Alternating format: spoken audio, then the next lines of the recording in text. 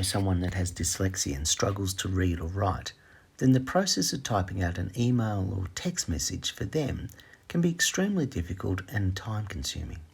Fortunately, most smartphones and tablets now have a feature that could be very helpful.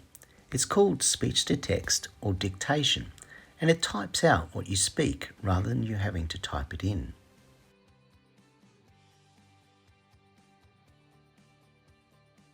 As mentioned, the speech-to-text or dictation feature is the ability of the device to convert what the user says into text. Let's see how it can be used. We can begin by opening up the messaging app. Then you want to click on the button to write a new message. Enter the details of the person that you want to send the message to.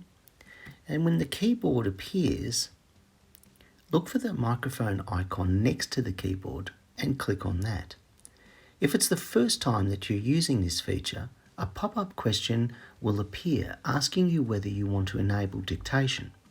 Once you agree to enable the feature, you won't see that question again. Now let's try it out. Don't forget to subscribe to our YouTube channel and follow us on Twitter. As you can see, that's a very useful feature, and it can be used anywhere where you see the microphone key on the keyboard. So that is how you activate the speech-to-text or dictation feature on your device.